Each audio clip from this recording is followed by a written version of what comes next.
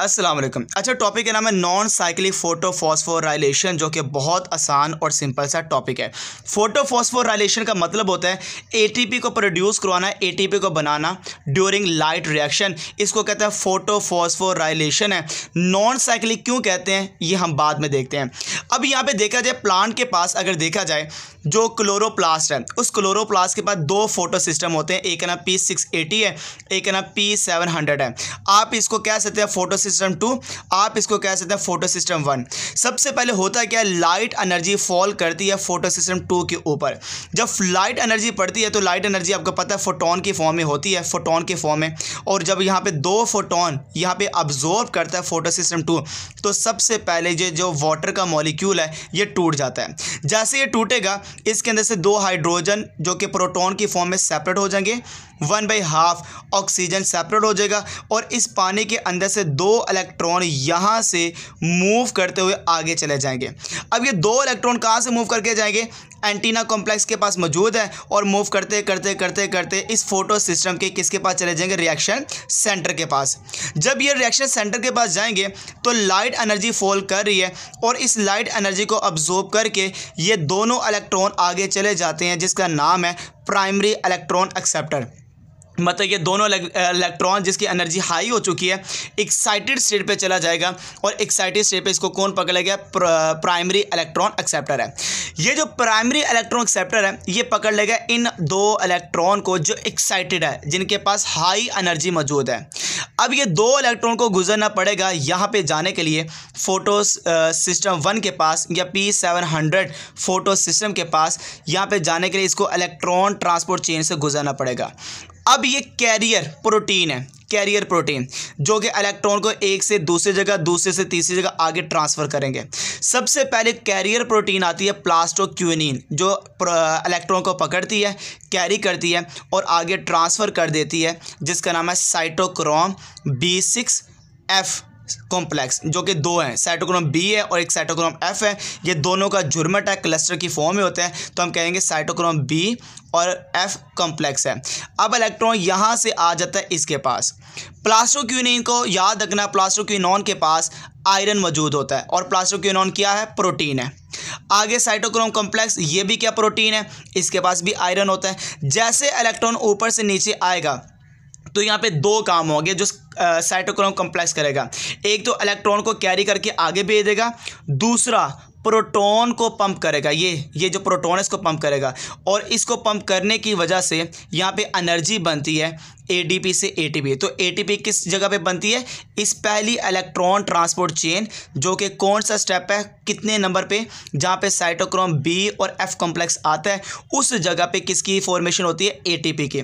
और वो कौन करवाता है, साइटोक्रोम B F कॉम्प्लेक्स करवाता है। ये इलेक्ट्रॉन को कैरी करके आगे भी भेजेगा, और दूसरा काम प्रोटॉन पंप को एक्टिवेट करेगा, और जब प्रोटॉन पंप एक्टिवेट होगा तो ATP की फॉर्मेशन होती है। इस स्टेप को कहते हैं कीमियोस्मोसिस, जो आगे हम डिटेल में बताऊंगा। मैं पहले आगे देख लें, पहले इसको आगे देख लें, फिर बाद में हम कीमियोस्मोसिस के बारे में देखते हैं। अब यही इलेक्ट्रॉन कॉम्प्लेक्स आगे दे देगा अगली प्रोटीन को, जिसका नाम प्लास्टोसायनिन। प्लास्टोसायनिन ये एक ऐसी प्रोटीन है जिसके पास कॉपर होता है। MCQs हैं ये सारे के सारे, इसके पास कॉपर है, और इसी तरह ये कैरी करके आगे इलेक्ट्रॉन को ट्रांसफ़र कर देता है फोटो सिस्टम 1 के पास, जिसको फोटो सिस्टम 700 भी कहा जाता है। जब ये आ जाता है एंटीना कॉम्प्लेक्स के पास, अगेन यहाँ पे लाइट फॉल करती है, दो प्रोटॉन अब्जॉर्ब होते हैं और दो फोटोन अब्जॉर्ब होते हैं। दो फोटोन मतलब कि एनर्जी आने के बाद यही इलेक्ट्रॉन आगे मूव करके चला जाता है रिएक्शन सेंटर की तरफ। जैसे रिएक्शन सेंटर की तरफ जाता है, अब एनर्जी आने के बाद ये अगेन आगे एक्साइटेड स्टेट पे चला जाता है, जिसका नाम है पकड़ने वाला PEA, प्राइमरी इलेक्ट्रॉन एक्सेप्टर।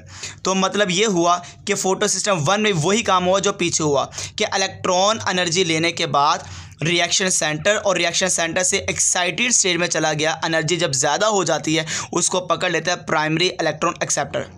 अब ये जो इलेक्ट्रॉन है ये दूसरी इलेक्ट्रॉन ट्रांसपोर्ट चेन से मूव करेगा। एक पीछे इलेक्ट्रॉन ट्रांसपोर्ट चेन आई थी, अब आगे इलेक्ट्रॉन ट्रांसपोर्ट चेन, मतलब इलेक्ट्रॉन को ट्रांसफ़र करने वाली एक चेन आएगी। इसको बनाने के लिए सबसे पहले जो प्रोटीन है उसका नाम फेरिडोक्सिन।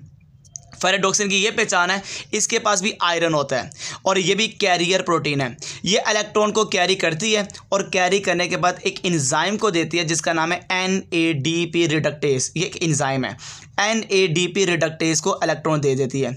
ये इलेक्ट्रॉन यहाँ से आ गया और यहाँ से प्रोटॉन, इलेक्ट्रॉन, प्रोटॉन, NADP, तीन चीज़ें मिल रही हैं भाई, तीन चीज़ें। एक चीज़ क्या मिल रही है, इलेक्ट्रॉन, इलेक्ट्रॉन के साथ क्या मिल रहा है, प्रोटॉन, और एक क्या मिल रहा है, NADP। ये तीन चीज़ें मिलती हैं और एक एनर्जी बन जाती है जिसका नाम है NADPH। ये एनर्जी बन जाती है। तो दो एनर्जी बनाई है मैंने नॉन साइक्लिक फोटोफॉस्फोराइलेशन के अंदर। एक का नाम NADP है और एक का नाम क्या है, ATP है। तो ये दो एनर्जी बनाई है और आप ये देखें कि यहाँ से इलेक्ट्रॉन आगे मूव करता जा रहा है, वापस नहीं गया, इसलिए इसको कहते हैं नॉन साइक्लिक फोटोफॉस्फोराइलेशन। अगर इलेक्ट्रॉन वापस चला जाता तो इसको साइक्लिक कह देता, अगर इलेक्ट्रॉन वापस नहीं गया तो नॉन साइक्लिक फोटोफॉस्फोराइलेशन है, नॉन साइक्लिक फोटोफॉस्फोराइलेशन है। इसको आप जी स्कीम भी कहते हैं, आप इसको जी स्कीम कह लें, ये देख लें जी बन रहा है, जी स्कीम कह लें या नॉन साइक्लिक फोटोफॉस्फोराइलेशन कह लें, बात एक ही है। अब यहाँ पे हमने देखा फोटो सिस्टम 2 से ये सारा काम स्टार्ट हुआ, फिर इलेक्ट्रॉन BF कॉम्प्लेक्स के पास गया, यहाँ पे स्टेप हुआ, फिर इलेक्ट्रॉन फोटो सिस्टम 1 के पास और आखिरकार कहाँ पे चला गया, NADP रिडक्टेज के पास गया और ये सारा प्रोसेस खत्म हो गया। यहाँ पे मेन काम हुआ जहाँ पे ATP बनी है। मैं आपको बताता हूँ ATP बनी कैसे है, ये आपको ज़रा सा पॉइंट बताने के बाद टॉपिक को ख़त्म करते हैं। अब ये आपके सामने एक मेम्ब्रेन है, जो किसकी मेम्ब्रेन है, आपको नज़र आ रही है, थैलाकोइड की मेम्ब्रेन है, दे आर कॉल्ड थैलाकोइड मेम्ब्रेन है। आपको पता है क्लोरोप्लास्ट की बाहर वाली जगह का नाम क्या था, stroma, they are called stroma. और थैलाकोइड की मेम्ब्रेन के अंदर जो खाली स्पेस होती है इसको कहते हैं inner thylakoid space, they are called inner thylakoid space.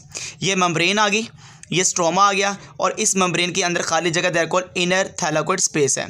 Stroma से ना अंदर पंप कर दिया जाता है हाइड्रोजन कंसंट्रेशन, मतलब कि हाइड्रोजन को अंदर भेजा जाता है। जब स्ट्रोमा से हाइड्रोजन अंदर जाता है इस स्पेस के अंदर तो बाय लो कंसंट्रेशन हो जाती है हाइड्रोजन, मतलब प्रोटॉन की कंसंट्रेशन क्या होगी, कम होगी।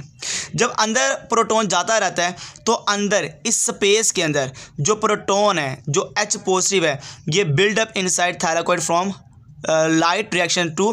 तो लाइट रिएक्शन 2 के अंदर क्या हुआ, अंदर ज़्यादा होना स्टार्ट हो जाते हैं, बिल्डअप ज़्यादा होना स्टार्ट हो गया, हाई कंसंट्रेशन हो गया, ठीक है, हाई कंसंट्रेशन हो गया।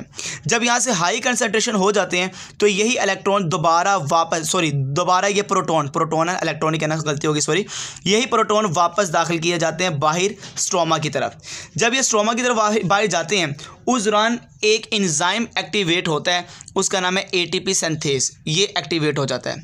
जैसे ये बाहर जाता है तो इसकी जो एनर्जी है, ग्रेडियंट्स की एनर्जी, ग्रेडियंट मतलब कि हाई कंसंट्रेशन से लो कंसंट्रेशन की तरफ आ रहा है, तो जैसे ये आएगा तो उस दौरान जो इसकी एनर्जी है वो यूज़ की जाएगी ADP को फॉस्फेट के साथ जोड़ने में और क्या बना दी जाएगी, ATP।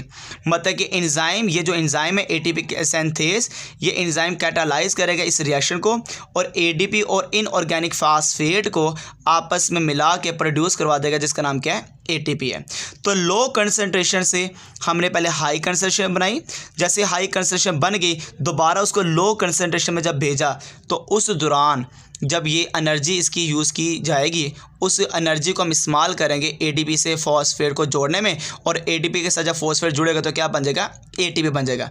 इस सारे प्रोसेस को कहते हैं कीमियोस्मोसिस। तो कीमियोस्मोसिस में क्या हुआ, एक होल मैकेनिज्म जिसके अंदर इन्वॉल्व हुआ फ्लो ऑफ इलेक्ट्रॉन, इलेक्ट्रॉन को फ्लो करवाया, पंपिंग ऑफ प्रोटॉन और प्रोटॉन को पंप करवाया एंड ग्रेडियंट ऑफ ATP और ATP को बनाया बाय थैलाकोइड मेम्ब्रेन। थैलाकोइड मेम्ब्रेन के ज़रिए से थैलाकोइड मेम्ब्रेन के ऊपर इसको नाम देते हैं, दे आर कॉल्ड कीमियोस्मोसिस है। ये जो प्रोसेस है ना, ये आपको नज़र आ रहा था यहाँ पर, जिसका नाम क्या है, cytochrome B6 and F complex, यहाँ पे होता है कीमियोस्मोसिस का और क्या बन जाती है, ATP। ये आप अपने वर्डिंग में भी लिख सकते हैं, आप बुक की थ्योरी को भी पढ़ सकते हैं, बड़े आसान वर्डिंग में आप इसको एक्सप्लेन कीजिएगा, या बुक को जब आप एक दफ़ा रीड आउट करेंगे इसको समझने के बाद तो इंशाल्लाह आपको सारी समझ आ जाएगी। एक एक जो स्टेप मैंने बताया सारा का सारा आपको क्लियर हो जाएगा। ये पूरा जो कंप्लीट टॉपिक है इसको हम नाम देते हैं नॉन साइक्लिक फोटोफॉस्फोराइलेशन है। आप एक दफ़ा इसको किताब में रीड आउट कीजिएगा और इंशाल्लाह कभी भी ऐसा नहीं होगा कि आपको समझ नहीं आएगी, आप वो कॉन्सेप्ट को हासिल कर लेंगे। ओके बेटा, अल्लाह हाफिज़।